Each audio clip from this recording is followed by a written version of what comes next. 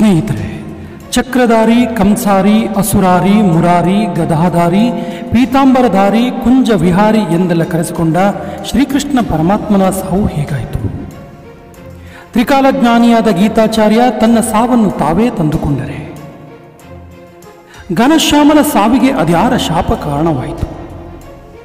ಹೀಗೆ ಕೃಷ್ಣ ಪರಮಾತ್ಮನ ಸಾವಿನ ಕುರಿತಾದ ಕುತೂಹಲಕಾರಿ ಅಂಶಗಳನ್ನು ಈ ವಿಡಿಯೋದಲ್ಲಿ ತಿಳಿದುಕೊಳ್ಳು. ಸ್ನೇಹಿತರೆ, ಅದಾಗ ತಾನೇ ಪಾಂಡವ ಮತ್ತು ಕೌರವರ ನಡುವಿನ ಕುರುಕ್ಷೇತ್ರ ಯುದ್ಧ ಮುಗಿದಿತ್ತು. ಗಾಂಧಾರಿ ತನ್ನ ಎಲ್ಲ 100 ಮಕ್ಕಳನ್ನು ಈ ಯುದ್ಧದಲ್ಲಿ ಕಳೆದುಕೊಂಡಿದ್ದಳು. ಹೀಗೆ ಹತಾಶರಾದ ಗಾಂಧಾರಿಗೆ ಸಾಂತ್ವನ ಹೇಳುವ ಸಲುವಾಗಿ ಶ್ರೀಕೃಷ್ಣ ಗಾಂಧಾರಿಯನ್ನ ಭೇಟಿ ಮಾಡುತ್ತಾನೆ. ಹೀಗೆ ಭೇಟಿ ಮಾಡಿದಾಗ ಇಡೀ ಕುರುವಂಶದ ವಿನಾಶಕ್ಕೆ ಶ್ರೀಕೃಷ್ಣನೇ ಕಾರಣ. ಜಗನ್ನಾಥ ಎನಿಸಿಕೊಂಡ ಕೃಷ್ಣ ಮನಸ್ಸು ಮಾಡಿದ್ದರೆ ಈ ಯುದ್ಧವನ್ನು, ಕೌರವರ ಸಾವನ್ನು ತಡೆಯಬಹುದಿತ್ತು ಎಂದು ಮರುಗು ಗಾಂಧಾರಿ ಅತ್ಯಂತ ದುಃಖಿತಳಾಗಿ 36 ವರ್ಷಗಳ ನಂತರ ಶ್ರೀಕೃಷ್ಣ ತನ್ನ ಎಲ್ಲ ಬಂಧುಗಳನ್ನು ಕಳೆದುಕೊಳ್ಳಲಿ, ಯದುಕುಲದವರೆಲ್ಲರೂ ಪರಸ್ಪರ ಬಡಿದಾಡಿ ಸಾಯಲಿ, ಶ್ರೀಕೃಷ್ಣ ಒಂಟಿಯಾಗಿ ಅರಣ್ಯದಲ್ಲಿ ಪ್ರಾಣಿಯಂತೆ ಸಾಯಲಿ ಎಂದು ಶಾಪ ನೀಡುತ್ತಾಳೆ. ಯದುಕುಲ ನಂದನ ಶ್ರೀಕೃಷ್ಣ ಈ ಶಾಪವನ್ನು ನಗುನಗುತ್ತಲೇ ಸ್ವೀಕರಿಸುತ್ತಾನೆ. ಕೃಷ್ಣನ ಸಾವನ್ನು, ಅದರ ಕಾರಣವನ್ನು ತಿಳಿಸುವ ಇನ್ನೊಂದು ಪ್ರಸಂಗ ಕೂಡ ಇದೆ. ಒಮ್ಮೆ ದೂರ್ವಾಸ ಮುನಿಗಳು ಶ್ರೀಕೃಷ್ಣನ ಬಳಿ ಬಂದು ತಮ್ಮ ಮೈಗೆ ಸಂಜೀವಿನಿ ದ್ರವವನ್ನು ಲೇಪಿಸುವಂತೆ ತಿಳಿಸುತ್ತಾರೆ. ಕೃಷ್ಣ ದೂರ್ವಾಸರ ಇಡೀ ಮೈಗೆ ಸಂಜೀವಿನಿಯನ್ನು ಲೇಪಿಸುತ್ತಾರೆ, ಆದರೆ ಪಾದಕ್ಕೆ ಮಾತ್ರ ಲೇಪಿಸುವುದಿಲ್ಲ. ಇದರಿಂದ ಕ್ರೋಧಿತರಾದ ದೂರ್ವಾಸ ಮುನಿಗಳು ಶ್ರೀಕೃಷ್ಣ ಪಾದದಿಂದಲೇ ಆತನ ಸಾವಾಗಲಿ ಎಂದು ಶಾಪ ಕೊಡುತ್ತಾರೆ. ಈ ಪ್ರಸಂಗಕ್ಕೆ ಇಂಬು ಕೊಡುವ ಇನ್ನೊಂದು ಪ್ರಸಂಗವನ್ನು ನಾವು ಮಹಾಭಾರತ ಯುದ್ಧದ ಕಾಲದಲ್ಲಿ ನೋಡುತ್ತೇವೆ. ಅವನೊಬ್ಬನಿದ್ದ ಅತ್ಯಂತ ಬಲಿಷ್ಠ ಪರಾಕ್ರಮಿ ಕ್ಷತ್ರಿಯ, ಅವನೇ ಬರ್ಬರೀಕ. ಈ ಬರ್ಬರೀಕ ಕುರುಕ್ಷೇತ್ರ ಯುದ್ಧದಲ್ಲಿ ಯಾರಿಗೆ ಸೋಲು ಆಗುತ್ತದೋ ಅವರ ಪಕ್ಷದಲ್ಲಿ ತಾನು ಹೋರಾಡುತ್ತೇನೆ ಎನ್ನುತ್ತಾನೆ. ಮತ್ತು ಒಮ್ಮೆ ಪಾಂಡವರ ಪಕ್ಷದಲ್ಲಿಯೂ ಒಮ್ಮೆ ಕೌರವರ ಪಕ್ಷದಲ್ಲಿಯೂ ಹೋರಾಡುತ್ತಿರುತ್ತಾನೆ. ಈತನ ಪರಾಕ್ರಮವನ್ನು ಅರಿತ ಅಚ್ಯುತ ಅವನಿಗೆ ಒಂದು ಸವಾಲು ಒಡ್ಡುತ್ತಾನೆ. ಒಮ್ಮೆ ಅರಳಿ ವೃಕ್ಷದ ಬಳಿ ಕರೆದೊಯ್ದ ಶ್ರೀಕೃಷ್ಣ ಒಂದೇ ಬಾಣದಿಂದ ಎಲ್ಲ ಅರಳಿ ಎಲೆಗಳನ್ನು ಕತ್ತರಿಸುವಂತೆ ಹೇಳುತ್ತಾನೆ. ಈ ಬರ್ಬರಿಕನಿಗೆ ಆದಿಶಕ್ತಿಯ ಬಾಣವನ್ನು ಅನುಗ್ರಹಿಸಿರುತ್ತಾಳೆ. ಈ ಬಾಣವನ್ನು ಪ್ರಯೋಗಿಸಿದ ಬರ್ಬರೀಕ ಅರಳಿ ವೃಕ್ಷದ ಎಲ್ಲ ಎಲೆಗಳನ್ನು ಕತ್ತರಿಸುತ್ತಾನೆ, ಆದರೆ ಒಂದು ಎಲೆ ಮಾತ್ರ ಇಡಿಯಾಗಿಯೇ ಇರುತ್ತದೆ. ಏಕೆಂದರೆ ಅದನ್ನು ಶ್ರೀಕೃಷ್ಣ ತನ್ನ ಕಾಲಿನ ಅಡಿಯಲ್ಲಿ ಮುಚ್ಚಿಟ್ಟಿರುತ್ತಾನೆ. ನಂತರ ಕೃಷ್ಣ ತನ್ನ ಕಾಲನ್ನು ನೆಲದಿಂದ ಎತ್ತಿದ ನಂತರ ಅದನ್ನೂ ಕೂಡ ಆ ಬಾಣ ಕತ್ತರಿಸುತ್ತದೆ. ಹೀಗೆ ಅರಳಿ ಎಲೆಯನ್ನು ಬಚ್ಚಿಟ್ಟ ತನ್ನ ಕಾಲು ತನ್ನ ಇಡೀ ದೇಹದಲ್ಲಿಯೇ ಅತ್ಯಂತ ಕೃಶವಾದ ಭಾಗವಾಗಲಿ ಎಂದು ಶ್ರೀಕೃಷ್ಣ ತಿಳಿಸುತ್ತಾನೆ. ಈ ಯಾದವ ಕುಲದ ವಿನಾಶವನ್ನು ಬೆಂಬಲಿಸುವ ಇನ್ನೊಂದು ಪ್ರಸಂಗವೆಂದರೆ, ಒಮ್ಮೆ ವಿಶ್ವಾಮಿತ್ರ, ವಸಿಷ್ಠ, ದುರ್ವಾಸ ಮತ್ತು ನಾರದ ಮಹರ್ಷಿಗಳು ಕೃಷ್ಣ ಬಲರಾಮರನ್ನ ಭೇಟಿ ಮಾಡಲು ದ್ವಾರಕಕ್ಕೆ ಬರುತ್ತಾರೆ.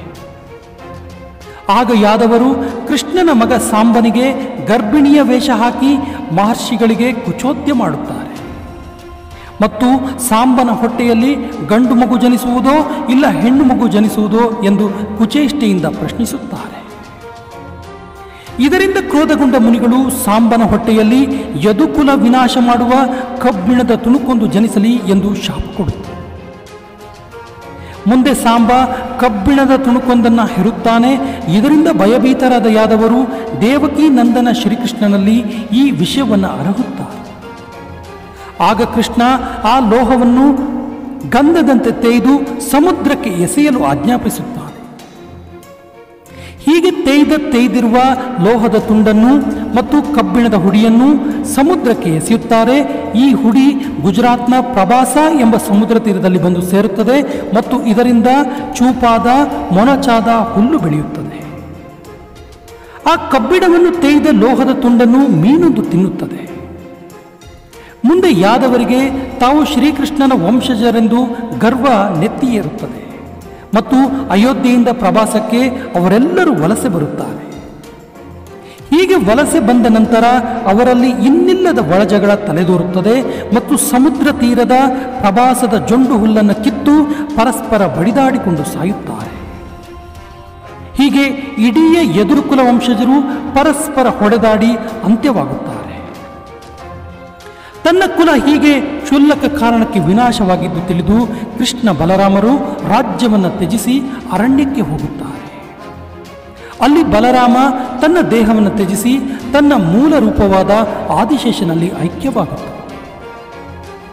ಇತ್ತ ಶ್ರೀಕೃಷ್ಣ ದಟ್ಟ ಅರಣ್ಯದ ಮರವೊಂದರ ಬುಡದಲ್ಲಿ ಬಾಹ್ಯಪ್ರಜ್ಞೆ ಇಲ್ಲದೆ ಕಾಲು ಚಾಚಿ ಕುಳಿತಿರುತ್ತಾನೆ. ಹಾಗೆ ಅಲ್ಲಿಗೆ ಜರ ಎಂಬ ಬೇಟೆಗಾರ ಬರುತ್ತಾನೆ. ಈತ ಸಮುದ್ರದಲ್ಲಿ ಸಿಕ್ಕ ಮೀನಿನ ಹೊಟ್ಟೆಯಲ್ಲಿದ್ದ ಕಬ್ಬಿಣವನ್ನು ಬಾಣವನ್ನಾಗಿ ಮಾಡಿಕೊಂಡಿರುತ್ತಾನೆ ಮತ್ತು ದೂರದಿಂದ ಶ್ರೀಕೃಷ್ಣನ ಕಾಲನ್ನು ನೋಡಿ ಪ್ರಾಣಿಯೆಂದೇ ಭಾವಿಸಿ ಬಾಣ ಪ್ರಯೋಗ ಮಾಡುತ್ತಾನೆ. ಜರಾನ ಬಾಣ ಪ್ರಯೋಗದಿಂದ ಕಾಲಿಗೆ ಏಟು ತಿಂದ ಶ್ರೀಕೃಷ್ಣ ಧರೆಗುರುಳಿದ ಘನಶ್ಯಾಮನನ್ನು ನೋಡಿದ ಜರ ಇನ್ನಿಲ್ಲದಂತೆ ರೋಧಿಸುತ್ತಾನೆ. ತನ್ನ ಕಾರ್ಯಕ್ಕೆ ಅತೀವವಾಗಿ ಮರುಗುತ್ತಾನೆ. ಆಗ ಶ್ರೀಕೃಷ್ಣ ಜರಾನ ಈ ಕೃತ್ಯ ಪೂರ್ವ ನಿಯೋಜಿತವೆಂದು, ಜರ ತ್ರೇತಾಯುಗದಲ್ಲಿ ವಾಲಿ ಆಗಿದ್ದನೆಂದು ಮತ್ತು ಶ್ರೀರಾಮ ವಾಲಿಯನ್ನು ಮರದ ಮರೆಯಲ್ಲಿ ನಿಂತು ಸಾಯಿಸುವಾಗ ಮುಂದಿನ ಯುಗದಲ್ಲಿ ನಿನ್ನಿಂದಲೇ ನನ್ನ ಮರಣವಾಗಲಿ ಎಂಬುದಾಗಿ ಹೇಳಿದ್ದನ್ನು ನೆನಪಿಸುತ್ತಾನೆ ಮತ್ತು ಜರಾನಿಗೆ ಮೋಕ್ಷವನ್ನು ಪ್ರಾಪ್ತಿ ಮಾಡುತ್ತಾನೆ. ಮತ್ತು ಗುಜರಾತ್ನ ಪ್ರಭಾಸ ಕ್ಷೇತ್ರದಲ್ಲಿ ಶ್ರೀಕೃಷ್ಣ ತನ್ನ ಕೊನೆಯುಸಿರುತ್ತಾನೆ. ಸ್ನೇಹಿತರೆ, ಹೀಗೆ ಭೂಮಿಯಲ್ಲಿ ಹುಟ್ಟಿದ ಪ್ರತಿ ಜೀವಾತ್ಮವು ದೇಹವನ್ನು ತ್ಯಜಿಸಲೇಬೇಕು ಎಂಬ ದೈವ ನಿರ್ಣಯದಂತೆ ದ್ವಾಪರ ಯುಗದಲ್ಲಿ ತಾನು ಬಂದ ಎಲ್ಲ ಮಹತ್ ಕಾರ್ಯಗಳನ್ನು ಪೂರೈಸಿದ ಶ್ರೀಕೃಷ್ಣ ಮುರಾರಿ ಪೂರ್ವ ನಿರ್ಣಯದಂತೆ ಇಲ್ಲಿಯೇ ಸಾವನ್ನಪ್ಪುತ್ತಾನೆ. ಸ್ನೇಹಿತರೆ, ಇದಿಷ್ಟು ಶ್ರೀಕೃಷ್ಣ ಪರಮಾತ್ಮನ ಸಾಯುವಿನ ಕುರಿತಾದ ಕೌತುಕದ ವಿಚಾರಗಳು. ಮುಂದಿನ ವಿಡಿಯೋದಲ್ಲಿ ಇನ್ನೊಂದು ಇಂಟ್ರೆಸ್ಟಿಂಗ್ ಫ್ಯಾಕ್ಟ್ನೊಂದಿಗೆ ಎದುರಾಗ್ತೀವಿ. ಅಲ್ಲಿವರೆಗೆ ನಮ್ಮ ಚಾನಲ್ ನೋಡ್ತಾ ಇರಿ. ಇಷ್ಟವಾದರೆ ಲೈಕ್ ಮಾಡಿ, ಮೊದಲ ಬಾರಿಗೆ ನೋಡ್ತಾ ಇದ್ದರೆ ಸಬ್ಸ್ಕ್ರೈಬ್ ಮಾಡಿ ಅಂತ ಹೇಳ್ತಾ ಇವತ್ತಿನ ಕೌತುಕದ ಕಥೆಗೆ ಪೂರ್ಣ ವಿರಾಮ ಹಾಕ್ತಿದ್ದೇವೆ. ಜೈ ಹಿಂದ್.